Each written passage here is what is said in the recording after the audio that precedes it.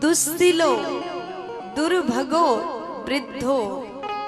आपका पति जो है आपको बिल्कुल अच्छा ही नहीं लग रहा, आपके पति में एक भी अच्छाई नहीं है, एक भी अच्छा गुण नहीं है। दुस्सिलो दुर्भगो वृद्धो।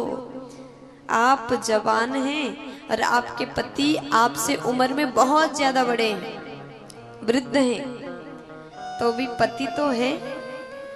और कहा जड़ो रोग्य धनो पिवा। रोगी है, बहुत ज्यादा रोग से सताए हुए, आपको सेवा करना पड़ता है,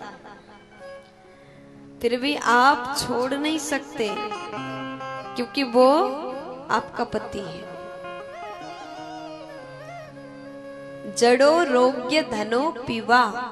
निर्धन है, उसके पास में पैसा नहीं है, आपको कुछ खरीदना हो तो वो व्यवस्था नहीं कर पाते। तो आप सोचो कि ऐसे निर्धन के साथ कौन रहे, छोड़ दो। ऐसा होता है क्या?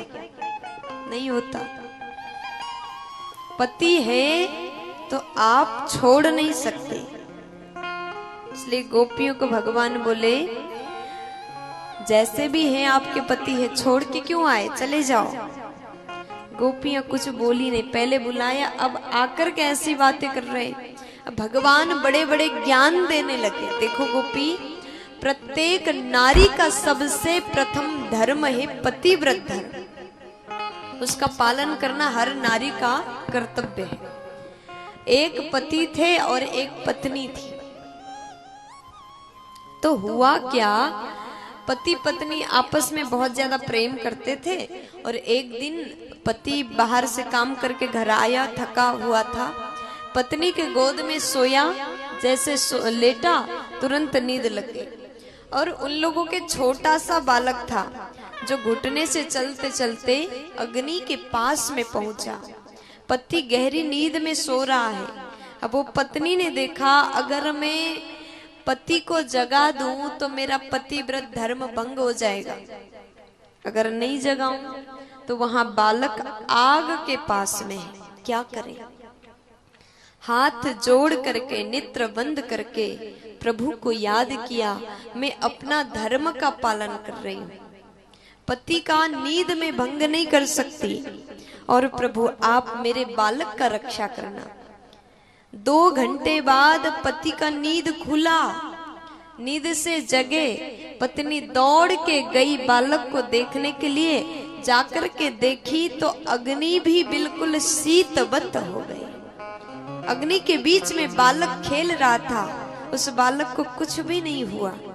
भगवान बोले देखो गोपी, अगर आपके धर्म में विश्वास है, आप धर्म का पालन करते हैं, तो अग्नि भी उस पतिव्रता नारी के सामने अग्नि को भी झुकना पड़ता है। इसलिए अपने धर्म का पालन करो। जैसे भगवान ने ये दृष्टांत दिया, गोपी कहती हमें भी कुछ कहना है, हम बोले। भगवान बोले बोलो।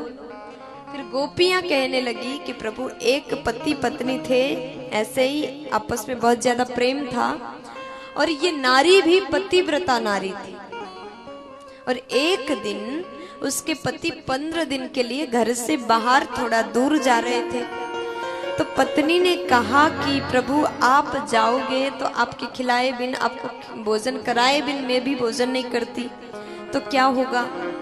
पत्नी ने जैसे पूछा, पति बोले ये मेरा तस्वीर है, इसको रख लो, और जब तक मैं ना आऊं इसी तस्वीर को अपना पति मान करके इसी को भोजन कराना और फिर स्वयं कर ले। अब जैसे पति चले गए, उस देवी ने, उस नारी ने अपने पति के फोटो को रखा, तस्वीर को रखा, और उसी को भोजन कराती है और आरती करते, पूजा करती है, फिर उसके बाद स्वयं भोजन पाती।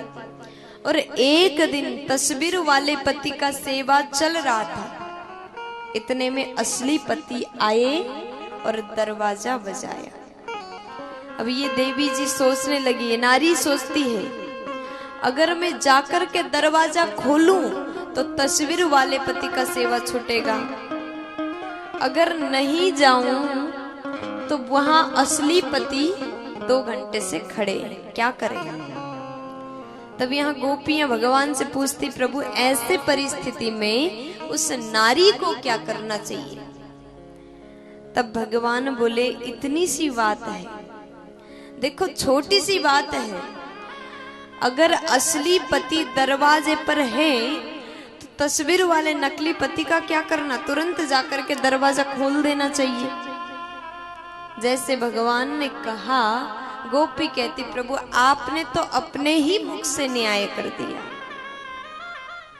भगवान बोले, कैसे। गोपी कहती, जब आप जगत के पति, सबके पति, असली पति हमारे सामने हैं, तो संसार वाले नकली पति का क्या करना।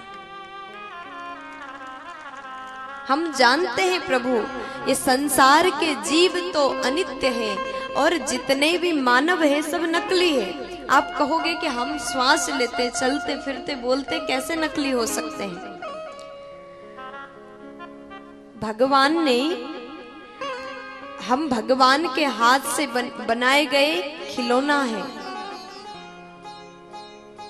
और भगवान ने जो श्वास दिया, जब तक ये श्वास चलता है तब तक हम भी बोलते हैं, चलते हैं, खाते हैं, सोते हैं। लेकिन जिस दिन ये श्वास निकल जाए, जिस दिन ये बैटरी खत्म हो जाए, उस दिन फिर ये शरीर किसी काम का नहीं होता, मुर्दा कहलाता है। इसलिए प्रभु आप तो जगत के पति हो। जिसने आपको पहचाना, जो व्यक्ति बस ये बात जान ले, फिर उसको किसी भी प्रकार की चिंता नहीं होगी, फिर वो तो आपका हो जाता है। आज भगवान ने कहा, देखो गोपी, मैं तुम्हारा परीक्षा ले रहा था और तुम लोग परीक्षा में पास हो गए। अब मैं तुम्हारे साथ में महाराज करूंगा। तो भगवान ने गोपियों के साथ में रास किया।